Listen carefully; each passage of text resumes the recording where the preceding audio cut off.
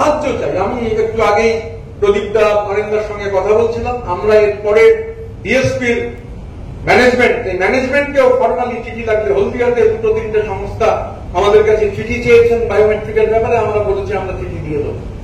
যেখানে বায়োমেট্রিক, আমি আবার শেষ করবার আগে আপনাদের অনুরোধ করতে চাই, এই বায়োমেট্রিকটা হচ্ছে খুব জরুরি বিষয়। বায়োমেট্রিকটাকে কোম্পানি যদি করে দেয়, যেহেতু এটা বিরাট টাকা পয়সার ব্যাপার নয়, বায়োমেট্রিকটা হয়ে গেলে অনেক কিছু সমস্যার সমাধান। কেননা আমাদের কাছে এরকম ধরনের অভিযোগ যেগুলো আসে, সেই অভিযোগ খতিয়ে দেখার একটা চেষ্টা আমরা করি।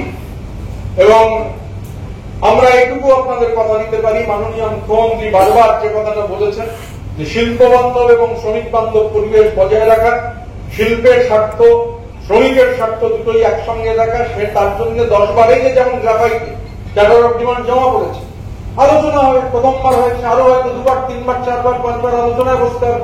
আলোচনায় বসে ক্লিঞ্চ করতে হবে। আমার হঠাৎ ভালো লাগলো না, আমি কারখানায় গোস্ত করে দেবো, কারখানায় স্ট্রাইক করবো, বা ধরুন এরকম দাবি এসছে ইন্ডাস্ট্রিয়াল এরিয়া থেকে, আমি কারখানার নাম বলছি না, বলছে একজন শ্রমিক আমায় বলছেন, 1 2 3 জন বলছেন যে না আমাদের কাজ হয়ে গেছে, আমাদের বদলে কারখানার অফিসাররা কাজ করছেন। তাতে আপনার সমস্যা কি? আপনি যে কাজ করেছেন তার টাকা আপনি পেয়েছেন? হ্যাঁ। আপনি ওভার টাইমের টাকা পেয়েছেন? হ্যাঁ পেয়েছি। বলছে তারপর যে আপনার তো হয়ে গেছে, আপনি কাজ করেছেন 8 ঘন্টা কাজ, 8 ঘন্টা কাজের পর এক্সট্রা ওভার টাইম করেছেন, তার পেমেন্ট পেয়েছেন, আপনার সমস্যাটা কোথায়? বলছে না কোম্পানির অফিসার কেন কাজ করবে? এমন তো অদ্ভুত ব্যাপার।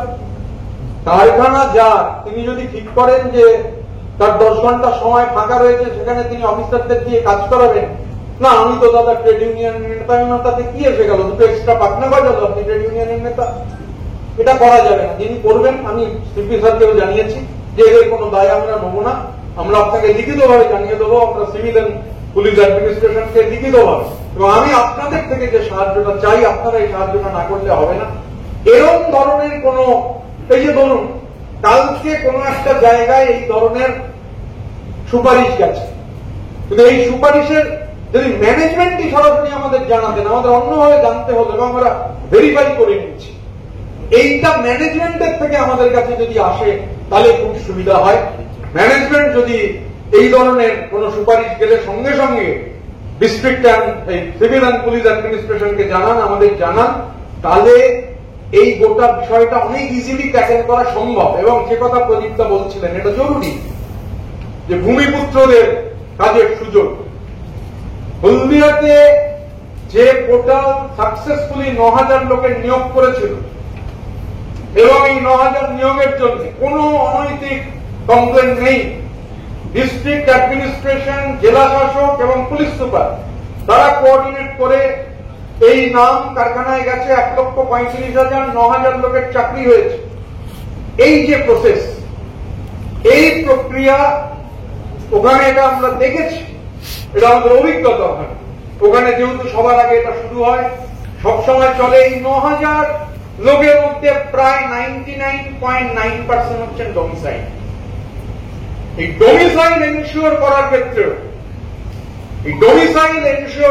ক্ষেত্রেও, এই প্রক্রিয়া। সুতরাং ম্যানেজমেন্ট যদি, এবং ম্যানেজমেন্ট তার কন্ট্রাক্টরদের এই বিষয়ে যদি সজাগ করে দেন বা নির্দিষ্ট স্ট্রিকচার দিয়ে দেন, তাহলে এই গোটা ব্যাপারটাকে স্মুথলি রান করানো অনেক ইজি। কারণ এটা তো ওয়ান ওয়ে ট্রাফিক নয়, বা এক হাতে তালি বাজবে না। সবাই সংঘবদ্ধভাবে যদি কাজ করা যায় তাহলে হচ্ছে এটা করা যাবে। আর আমি শেষ করবো আবার ওই কথাটা বলে, যে কথাটা সব থেকে জরুরি, যে ট্রেড ইউনিয়নের কাজ নয় নিয়োগ ঠিক করা, কে নিয়োগ হবে এই নিয়োগ ম্যানেজমেন্ট ডেটাবেস নিয়ে নেবেন, ডিস্ট্রিক্ট অ্যাডমিনিস্ট্রেশনের থেকে ইন্টারভিউ করবেন, করবেন, ট্রেড ইউনিয়নও করবেন, আর হচ্ছে নিয়োগের কাগজও নিয়ে গিয়ে বলবেন যে নিয়োগ করতে হবে। দুটো কিন্তু একসঙ্গে হবে না। Enough of examples. শুধু পূর্ব মেদিনীপুরের তমলুক সাংগঠনিক জেলায় এক খেসারত দিতে হয়েছে, পরপর 3 জন সভাপতি, 1 জন অবজারভার, তাদের মধ্যে অনেকে আবার অ্যারেস্ট হয়েছেন। মাননীয় মুখ্যমন্ত্রীর পরিষ্কার বার্তা, কোন ধরনের অনৈতিকতা কোনোভাবেই টলারেটেড হবে না। এবং প্রদীপদা যে কথাটা বলছিলেন, আমি খুব ব্যক্তিগতভাবে আশাবাদী, কেন আমি হলদিয়ার প্রক্রিয়া দেখেছি।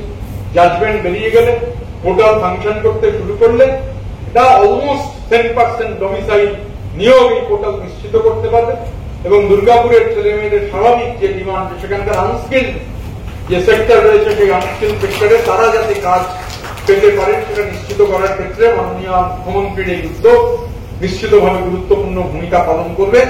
আপনারা সবাই খুব জরুরি কথা সেটা হচ্ছে, দেখুন আমাদের এখানে 12 জনের কোর কমিটি, হলদিয়ায় 9 জন হয়েছে। আমি এই কথা হলদিয়াতে বলে এসেছি, আর এটা এখন দুর্গাপুরে পাবলিকলি বলতে চাইছি এবং সংবাদ মাধ্যমকে অনুরোধ করব। এখন নানান ধরনের সংবাদ মাধ্যম আছে, কিন্তু যুক্তিনিষ্ঠ সংবাদ মাধ্যম তারা আছেন এখনো আমাদের রাজ্যে, আপনারা বিশ্বাস করি।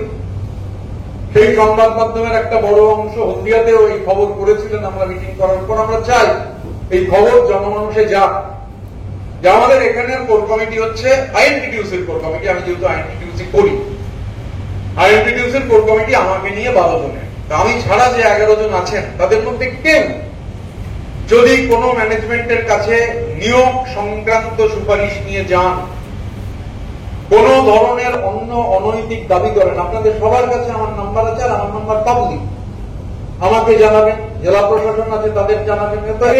এই মুহূর্তে আমরা তো ঘোষণা করিনি, কারণ এখানে এই কোর কমিটিটাই হচ্ছে মূল কমিটি। এর বাইরে থাকা কেউ আইএনটিটিউসির সঙ্গে যুক্ত নন এই মুহূর্তে। ঘোষণা যখন হবে হবে। এবং স্পেসিফিক্যালি আমার এটাও বলে দেওয়া দরকার, অনেকে যেহেতু আমায় জিজ্ঞাসা করেছেন যে না আমি এটা বলে দিচ্ছি এখানে সবাই যুক্ত আছেন, পঙ্কজ রায় সরকারের সঙ্গে আইএনটিটিউসির কোনো সম্পর্ক নেই। এটা আমার কাছে আপনাদের কাছে ক্লিয়ার করে দেওয়া দরকার।